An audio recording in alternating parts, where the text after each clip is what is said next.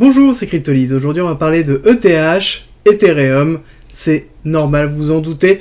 Nous sommes le 15 septembre 2022 et le merge a eu lieu. Je vous en ai parlé dans la quotidienne, j'ai tweeté dessus. Le merge, ça y est effectué. Le merge, c'est quoi? C'est le passage du Proof of Work en Proof of Stake au niveau d'Ethereum. Il y a plein d'autres choses qu'on va aborder là. Je ne vais pas parler exactement de The Merge en lui-même, mais des conséquences que ça va avoir, notamment sur Ethereum. Avant ça, on va réexpliquer rapidement ce qu'est Ethereum. Ethereum, c'est une blockchain de niveau 1 qui a inventé les smart contracts, tout simplement, à travers le langage Solidity, pour simplifier leur utilisation. Les smart contracts, qu'est-ce que c'est? C'est de la programmabilité appliquée à la blockchain. La blockchain permet de stocker et de mettre à disposition des informations de façon décentralisée, sécurisée, infalsifiable et chaînée et cryptographiée. À côté, Ethereum a apporté la notion de programmabilité à cette technologie-là, où on peut définir justement ce qui va se passer en fonction des différentes actions. Donc on peut construire des applications en utilisant la technologie de la blockchain, ce qui est très fort. Et c'est ce qui a donné justement l'essor réellement de la DeFi qu'on a pu voir, la finance décentralisée, et plein d'autres choses. Et c'est l'avènement globalement d'une nouvelle façon de programmer, d'une nouvelle façon de fonctionner avec une décentralisation du code, des applications et des infrastructures. C'est vraiment ce qu'apporte Ethereum et ce qu'est Ethereum, et c'est vraiment la force d'Ethereum. Donc là-dessus, c'est vraiment le principe en lui-même. À côté, Ethereum, donc c'est la blockchain qui est la plus utilisée, c'est celle sur laquelle reposent beaucoup d'autres blockchains de niveau 1, voire de niveau 2, et l'un des principaux problèmes d'Ethereum, c'est sa notion de scalabilité. Ethereum est très peu scalable, a très peu de transactions par seconde, et du coup a des coûts assez élevés de transactions, donc le fait de pouvoir faire des interactions, ou le fait de stocker sur Ethereum coûte très cher. Et c'est quelque chose sur lequel ça a toujours été problématique, qu'on a bien vu notamment avec l'avènement de la DeFi, sur lequel il y a quand même quelques solutions, notamment des solutions de roll-up ou de layer 2 ou de sidechain ou de plasma qui sont mis en place, donc c'est d'autres technologies qui sont greffées par-dessus Ethereum ou à côté d'Ethereum pour offrir des solutions de scalabilité. Donc c'est-à-dire qu'on passe par exemple par un ZK Rollup ou Optimism, ou même par Matic, sur lequel on va utiliser Matic, des applications qui sont sur Matic, ça va nous coûter très peu cher, et à côté, ils vont transférer ces transactions sur Ethereum. Alors, Matic, bien sûr, je parle de la notion d'Hermès, donc avec leur ZK EVM qu'ils ont annoncé, dans le cas où vraiment ils deviennent véritable layer 2 de Ethereum.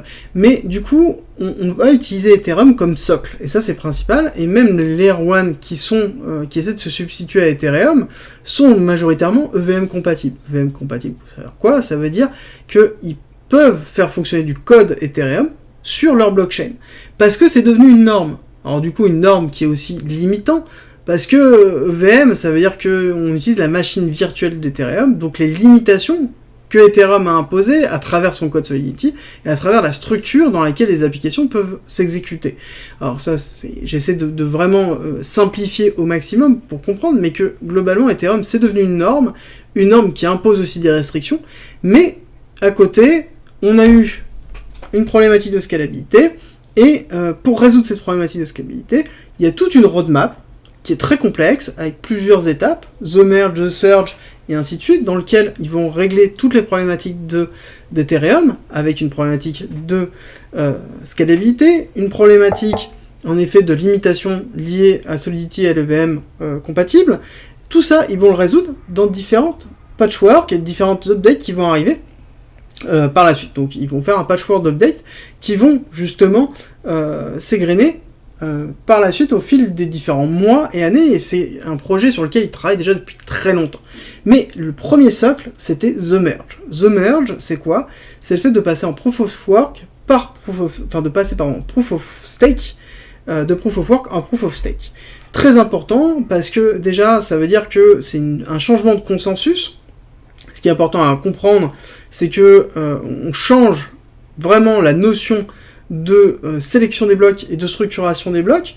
Il y a d'autres validations qui sont en train d'effectuer, mais globalement, le changement de ce process, de cette proof, est très importante pour le réseau, parce que c'est ce qui va permettre après de pouvoir structurer les autres améliorations, donc notamment le sharding pour l'amélioration des performances, la diminution des coûts, le fait d'améliorer Solidity. Globalement, on est obligé de passer par The Merge. C'est obligatoire et c'est très important, et c'est un acte qui est vraiment le premier qui se passe depuis la création de la blockchain, depuis la création de la technologie blockchain. C'est qu'on change sans arrêter, sans faire un hard fork directement, on intègre le changement de consensus. Chose qui a été réalisée, ça a été reporté pendant très longtemps, mais qui a réussi, qui s'est passé ce matin. C'est vraiment un événement très très fort pour la communauté, parce que ça montre qu'on a un avènement structurel, et c'est une preuve d'engouement, de travail, d'acharnement, et en même temps de capacité de production. On est capable de faire évoluer l'existant, sans forcément créer quelque chose de nouveau. Et c'est ce qui est aussi très fort à travers The Merge. Pour aller plus loin, The Merge, c'est aussi une transformation de la tokenomics d'Ethereum. Ethereum avait notamment entamé ce processus, j'ai pu laisser dommage, ce processus de diminution d'Ether, de génération d'Ether, c'est-à-dire que de base Ethereum est inflationniste, donc c'est-à-dire qu'on produit des Ethers pour pouvoir rembourser les personnes qui produisent des blocs. Donc le Proof of Work demande de l'énergie, de l'électricité et des cartes graphiques par exemple pour pouvoir générer des blocs, pour résoudre la problématique et donc valider un bloc. Ça, c'était excessivement cher, donc il fallait produire beaucoup d'Ether pour pouvoir rendre rentable cette partie-là, pour que les personnes puissent valider. Actuellement, étant donné que faire un node de validation en Proof of Stake demande 32 Ethers, donc un investissement en effet au début, mais à côté, en termes de matériel et d'entretien et de consommation électrique, c'est minime, c'est bien moins, donc du coup on se retrouve avec un non-besoin de génération d'Ethers.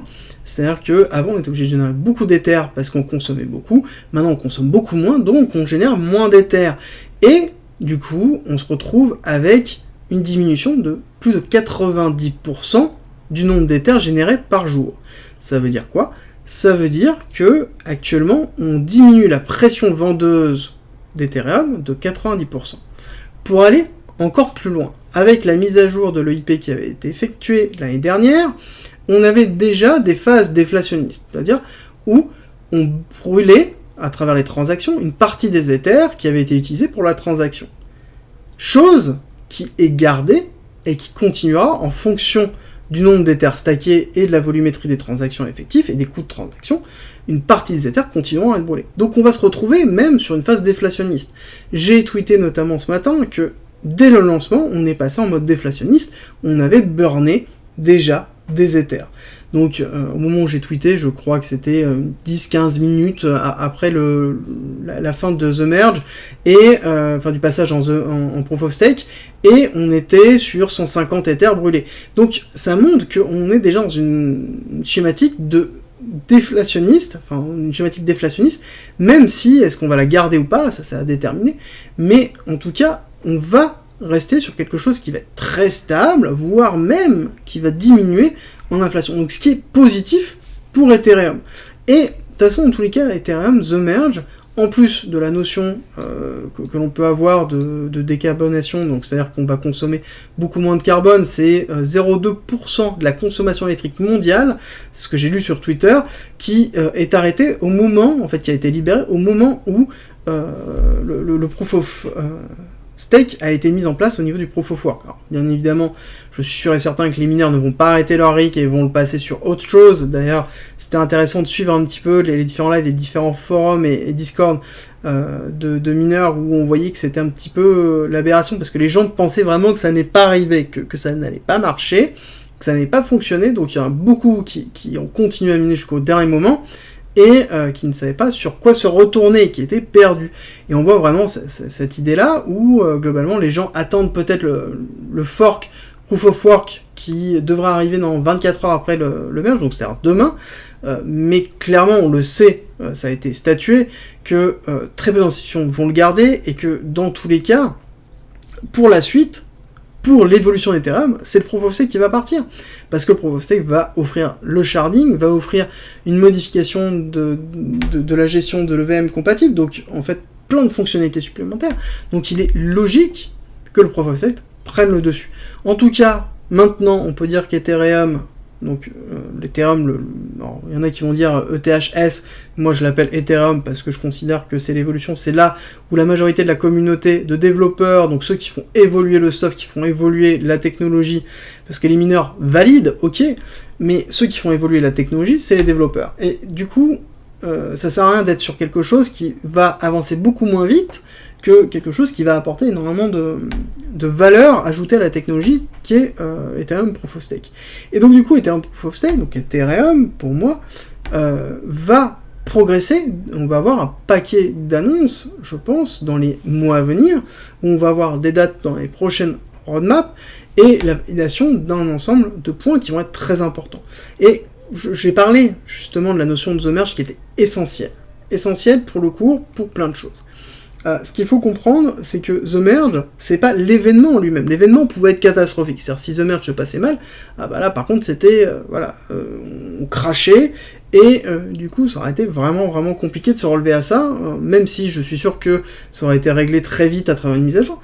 Mais ça s'est très bien passé, ça s'est passé, ça y est, c'est acté, maintenant on peut passer à la suite. The Merge, c'était un risque. Maintenant, le risque est écarté. Maintenant, on a une technologie, une blockchain qui est en proof of stake, qui consomme beaucoup moins d'électricité, qui va attirer certainement plus d'institutionnels aussi dans la gestion, mais surtout, c'est le début de la partie déflationniste au niveau des tokens, et c'est le début de la roadmap par la suite. Donc ce n'est que le début de la croissance d'Ethereum. C'est ça, il faut bien comprendre. The Merge, c'est juste, on vient de dire, ok, c'est bon, on est parti, on va enchaîner les autres mises à jour. Les autres mises à jour, c'est tout le fonctionnel qui va arriver, et c'est tout le reste. Et c'est ça qu'il faut bien comprendre. Ce n'est pas un événement sur lequel on allait faire x100, absolument pas. C'est un événement sur lequel, en effet, ça marque le début d'Ethereum. Et c'est ce qu'on va voir aussi dans l'analyse technique, on va comprendre ce qui est en train de se passer, ce qui va se passer par la suite. Alors, on va attaquer la partie technique. Avant, petit rappel, le Discord est à disposition, très important, j'ai créé le Discord pour partager les informations, c'est un hub d'informations, il y a beaucoup d'infos sur la crypto-monnaie, sur la blockchain, sur l'investissement, sur le trading, même on a une partie développement, on a une partie minage, on a une partie recrutement, globalement il y a vraiment beaucoup d'informations, donc faut pas hésiter à venir, vous allez voir, il y a beaucoup de choses, et c'est avec plaisir qu'on vous accueille. Dans tous les cas, je mets le lien en description et en commentaire, n'hésitez pas à nous rejoindre, et je vais attaquer la partie technique. Partie technique sur laquelle, très logiquement, nous avons une phase d'accumulation, accélération haussière, vague 1, vague 2, héliotiste, accumulation durant cette vague 2, donc qui a été durant le bear market, avec derrière un break, accélération, retest, réaccélération, pour nous donner cette vague 3 héliotiste, avec le retracement en 2 temps A, B, C, vague 4, et ensuite accélération en 5 vagues pour la vague 5, et là nous sommes dans un retracement A, B, C, donc en termes d'héliotisme, nous sommes sur quelque chose de parfait. L'important à retenir, avant de rentrer vraiment dans la technique pure, nous sommes actuellement dans une phase de recharge. Quand on regarde ce qui s'est passé entre vague 2, vague 3, et même si on regarde ici vague 5, et qu'on descend ici pour redescendre le plus bas, on va mettre quasiment à 0, on va mettre à 0, nous sommes en dessous, enfin en tout cas nous étions en dessous de 786, et là nous sommes entre 618 et 786, d'accord? Donc zone de rechargement majeure d'achat. Actuellement, les risques du passage en Proof of Stake sont écartés. Enfin, on va attendre toujours, et c'est pour ça qu'on voit aussi pas forcément d'accélération tout de suite, parce que ça va mettre du temps, je vais vous expliquer pourquoi, mais on attend aussi le fait qu'il y ait quelques jours, quelques semaines, pour qu'il y ait une adhésion réelle au Proof of Stake, que derrière on ait bien une preuve que tous les blocs se déroulent bien, même si on n'a déjà aucun problème au niveau des blocs, globalement tout se passe bien. Mais voilà, on va toujours avoir une période d'incertitude par rapport à ça, sur lequel il va y avoir une nouvelle dynamique qui va se créer. Mais on est dans une zone de rechargement très fort. Pourquoi? Parce que nous sommes en retracement. Est-ce que ça peut descendre plus bas? bah, clairement, on peut corriger, je vais en discuter après, on peut corriger, oui, mais est-ce qu'on va aller toucher les 200 ou 300 $, maintenant que The Merge est passé et qu'il n'y a pas de problématique? Il faudrait qu'il y ait vraiment quelque chose de catastrophique qui se passe au niveau des blocs qui sont produits, chose qui, en tout cas, sur les premiers blocs qui sont arrivés, n'est pas le cas, donc il faudrait vraiment quelque chose de vraiment catastrophique pour redescendre. Là, est-ce qu'on va break plus bas? Je ne pense pas, et je vais vous expliquer pourquoi. Mais globalement, nous sommes dans une zone d'achat, donc si vous voulez vous exposer à Ethereum, oui, c'est un bon prix. Oui, c'est un bon prix pour rentrer en DCA, c'est comme je vous l'ai expliqué, même pour moi, je considère que à 2000, Ethereum est un bon prix, et vous allez comprendre quand j'expliquerai justement les targets que l'on peut avoir, parce que là, on serait dans une schématique terminée, éliotiste, mais on serait donc dans une grande vague 1, grande vague 2, qui nous amènerait sur une target de grande vague 3 sur un prochain bullrun, en 618, à 8000 $, plus de 8000 $ pour Ethereum. Et je pense qu'un Ethereum en Proof of Stake, sur lequel on a quasiment plus de pression vendeuse, voire même déflationniste d'ordre général, forcément, on va avoir un cours qui va monter, et un cours qui va monter très fort. Pourquoi? Parce que Ethereum est utilisé et sera, enfin, est déjà la base la plus utilisée, et vu tout ce qui est en train d'être construit au-dessus, que ce soit en Layer 2 ou en ZK Rollup ou en Rollup tout court, on se retrouve sur énormément de moyens qui sont construits dessus, donc on va avoir une utilisation accrue d'Ethereum, et Ethereum pose la norme, d'accord? Donc forcément quelque chose qui impose une norme du cloud computing décentralisé, bon, bah là, forcément, on va avoir quelque chose qui va progresser sur le long terme. Il ne faut pas voir ça demain. The Merge, ça n'a jamais été faire un x10 du jour au lendemain, non, mais c'est le début, globalement, pour moi, que je considère, du bullrun d'Ethereum. Voilà, globalement, pour moi, c'est le début du bullrun d'Ethereum, qui va s'étaler sur un certain nombre d'années, c'est pas gênant, et qui peut, d'ailleurs, à mon avis, shifter un petit peu le monde des cryptos, et alors, pas forcément sans parler du flipping, mais déjà shifter le cycle de 4 ans de BTC. Globalement, toutes les cryptos étaient liées sur un cycle de 4 ans, étant donné que BTC était majoritaire en termes d'influence sur l'ensemble des cryptos. Est-ce qu'on est en train de changer ça? Oui, je pense qu'on est en train de changer ça, et c'est en tout cas mon biais personnel, et ça n'engage que moi, de penser ça, mais j'ai tendance à considérer que y a Bitcoin qui apporte la réserve monétaire limitée, et on a Ethereum qui apporte les use cases, et que dans une phase d'adhésion forte de la technologie, ça va être les use cases qui vont prôner, et ensuite on aura la phase monétaire, une fois qu'on aura une masse adhésion, la phase monétaire qui prendra le dessus, et c'est encore deux schématiques séparées en termes d'évolution et en termes de macro, c'est deux choses particulières.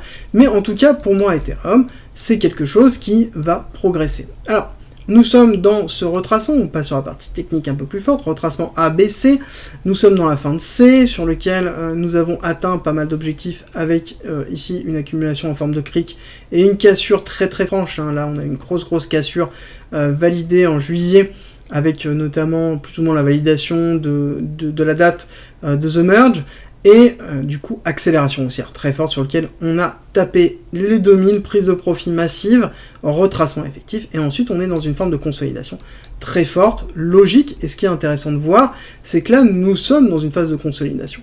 Alors, beaucoup de personnes ont commencé à, que ce soit sur Twitter et autres, en disant mais ils sont où les 2000, les 4000, les 5000 avec The Merge?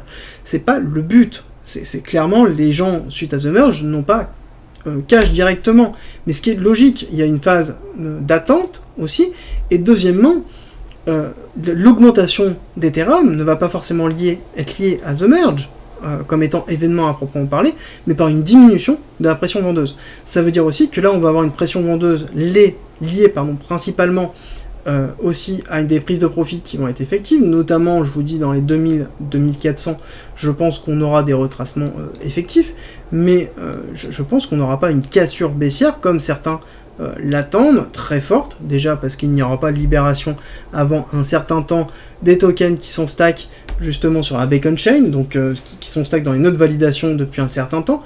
On sait que ce n'est pas dans cette mise à jour, ce sera dans une prochaine mise à jour, et ce sera pas d'un coup, ce sera étalé, donc on a une pression baissière qui va être très faible.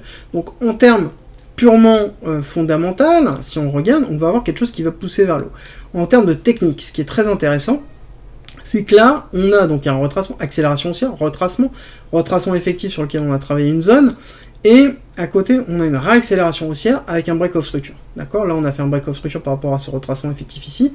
Là, on a break structure ici. Hop, on va se le noter.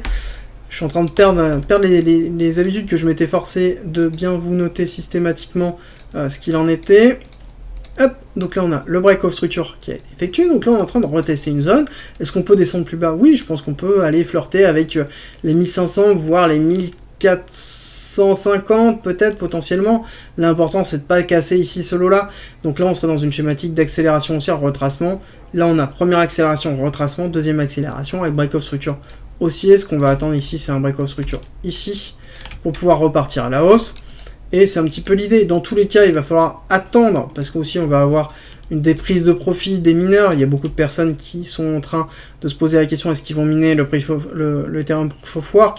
Est-ce qu'ils vont miner autre chose? Est-ce qu'ils vont dump, en fait, arrêter tout simplement, donc miner, lâcher les rigs et vendre leurs Ethers? Donc on peut avoir aussi ici une période de ranging, de consolidation, avant de faire une prise qui est justement cette diminution de la pression vendeuse qui fasse effet, d'accord? Donc c'est quelque chose qui va toujours prendre un peu de temps pour faire effet, donc on peut très bien avoir une forme de ranging qui va se structurer comme ça, où on va avoir, après une phase, pourquoi pas, de compression qui peut se faire comme ça, où on va avoir en fait le cours qui va ricocher dessus, donc compression des liquidités au-dessus, en dessous, et ensuite on va break haussier, parce que je suis sur un biais haussier Ethereum, ça vous l'avez compris, je ne le cache pas, break haussier, pour ensuite faire un break of structure ici, et repartir fortement à la hausse, d'accord, fortement à la hausse, avec bien sûr des périodes de péripéties, notamment dans les 2000-2400 $, sur lequel je pense qu'on va avoir une partie de prise de profit, et ensuite on va aller, le prochain gros objectif c'est 3000 $ 6, 3,6, sur lequel on peut avoir quelque chose d'assez fort. Ce qui est intéressant c'est de voir aussi ce qui va se passer sur les layer 2, comment ça va se dérouler, je pense qu'il y a un gros impact, et il ne faut pas le sous-estimer, à voir exactement la suite, mais pour moi on est vraiment sur quelque chose de fort. Le Proof of Stake est passé, The Merge est passé, et c'est le plus important. Si on regarde un petit peu, on voit qu'on a eu un petit peu de volatilité, mais globalement, on est sur un calme plat en termes de volatilité, parce qu'il y a aussi une forme d'attente. Il y a une forme d'attente de qu'est-ce qui va se passer avec l'ouverture du Proof of Work, qu'est-ce qui va se passer sur les différents protocoles sur le fonctionnement, donc il y a toujours une phase d'attente, et nous sommes dans une phase d'attente qui va entrer une phase de neutralité au niveau du cours, et ensuite on va retrouver justement potentiellement une accélération haussière. On a toujours pas mal de liquidités qui sont en attente sur du hedging en short et en long, donc là-dessus il va falloir attendre qu'il y ait une résolution ici qui se fasse. En tout cas, fondamentalement, on a la résolution qui est haussière. Je pense que le cours ne va pas tarder à la voir, même si on retrace un petit peu. Ce n'est pas gênant fondamentalement, il faut juste être patient. Personnellement, Ethereum, je suis là sur du long terme, je ne suis pas là sur du court terme, même long terme, 1 an, 2 ans, 3 ans. Pour moi, je suis là vraiment sur du long terme sur Ethereum, sur différentes évolutions, et je vais attendre de toute façon les différentes évolutions au roadmap pour ce faire, et je continue tout simplement à DCA tranquillement, tant que nous sommes en zone, on n'oublie pas, de rechargement ici, on est en dessous des 0,5, on est en dessous des 618, c'est une très très bonne zone pour stacker de l'Ethereum, et ça continue à descendre, j'ai plein d'ordres, de toute façon qui sont en attente, si jamais j'ai une petite mèche, quelqu'un qui dump, ça me permettra de racheter massivement, ce n'est pas gênant, et c'est un petit peu la politique que j'ai sur Ethereum, et je m'en cache pas avec vous.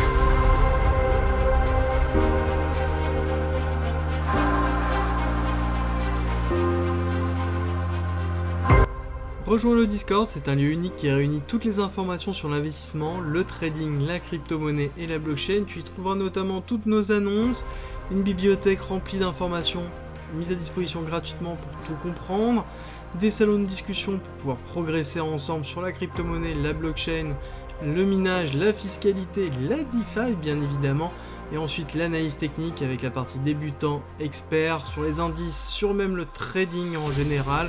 Ensuite, tu as la partie communautaire avec nos signaux, bien évidemment. Et ensuite, les services communautaires, donc de la communauté à la communauté, ainsi que les annonces de recrutement et des salons de discussion pour discuter de chacun des coins, de tes coins préférés. Ensuite, en étant membre du Discord, tu as accès à cryptolist.fr avec plein de guides écrits mis à disposition gratuitement, ainsi qu'un ensemble de vidéos mises à disposition gratuitement, sur lesquelles tu vas y retrouver plein d'informations pour pouvoir te former notamment sur la psychologie, la DeFi, l'investissement, le trading, l'analyse technique bien évidemment, ainsi que les futurs, la gestion des futurs, construire sa propre stratégie, comprendre la technologie de la blockchain et encore avoir accès aux lives, tout simplement rediffusés, qui sont sur le Discord où on traite justement de sujets d'actualité et on discute ensemble et on va plus loin. D'ailleurs, si tu veux aller plus loin, le premium est à disposition et n'hésite pas à nous rejoindre sur le Discord et à poser des questions dessus, tu auras toutes les informations. Si tu aimes mon contenu, like, partage et abonne-toi, ça m'aide énormément.